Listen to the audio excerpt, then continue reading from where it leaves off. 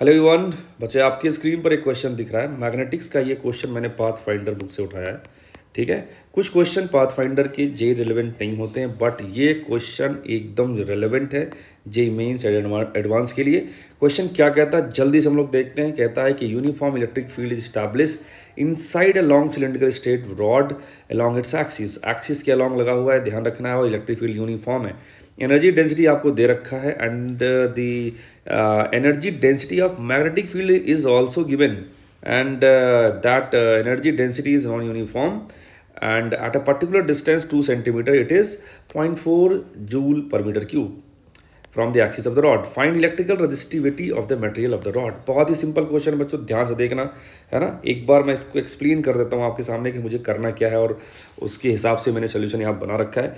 हमने बोला कि यहाँ पर एक यूनिफॉर्म एक सॉलिड सिलिंड्रिकल रॉड है जिसमें जो इलेक्ट्रिक फील्ड है अलोंग द एक्सिस एग्जिस्ट करता है, और वो कैसी है, यूनिफॉर्म है। इलेक्ट्रिक फील्ड यूनिफॉर्म है।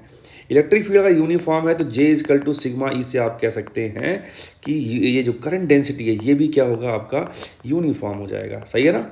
अच्छा, अब अगर करंट डेंसिटी आपको पता चल गई है and that current density is uniform, तो हमने एक फॉर्मूला पढ़ रखा है कि along from the axis of uniform density वाला सॉलिड सिलेंडर आर डिस्टेंस पे जो मैग्नेटिक फील्ड होता है वो होता है म्यू नॉट JR/2।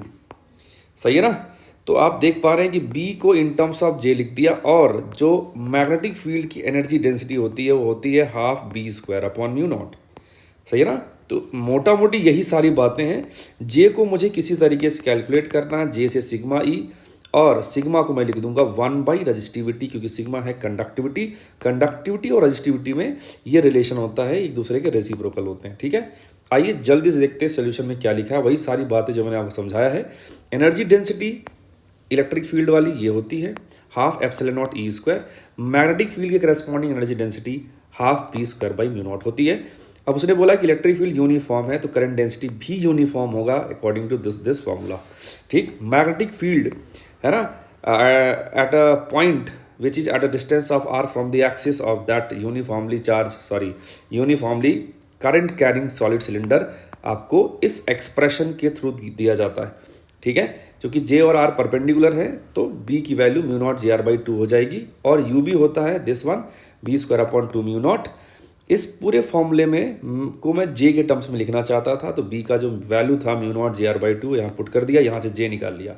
ठीक, अब इसी J को मैं इलेक्ट्रिक फील्ड से भी रिलेट करना चाहता था। J बराबर सिग्मा E, और इस वाले एक्सप्रेशन से मैंने E निकाला और यहाँ पे पुट कर दिया। सही है ना। तो यहाँ से जो J आया हमारे पास आया सिग्मा टाइम्स E। तो सिग्मा टाइम्स E को यहाँ पर रखा, और ये जो हमारे पास J है उसको यहाँ पर रखा। बस इसके बाद कुछ बचा नहीं है। आपके सामने सब आपको दिख रहा है कि मैंने सिंपली सिग्मा को 1/ρ रखा, चीज़ों को इधर क्रॉस मल्टीप्लाई किया, रो की वैल्यू ये हमारे पास आ गई। ठीक है, एक चीज़ का करेक्शन यहाँ कर देता हूँ, यहाँ पे आएगा R²। 1 सेकेंड, ये आएगा R²। ठीक है, बाकी एकदम परफेक्ट है। वैल्यूज़ बस अब पुट करनी है आपको। जो ये मैग्नेटिक फील्ड डेंसिटी दे रखी है UB, उसके लिए जो हमने R सेलेक्ट कर रखा है उसकी वैल्यू 2 सेंटीमीटर आप ले लेंगे, तो UB आपको पता है। UE आपको क्वेश्चन में यूनिफॉर्म है वो जो कि दे रखा है। μ0 एप्सिलॉन आपको पता होता है क्या होता है। Simply put the values of all the data and get the answer. I hope ये पूरा चीज़ आपको समझ में आया होगा। मिलते हैं नेक्स्ट वीडियो में। Bye bye, see you, take care.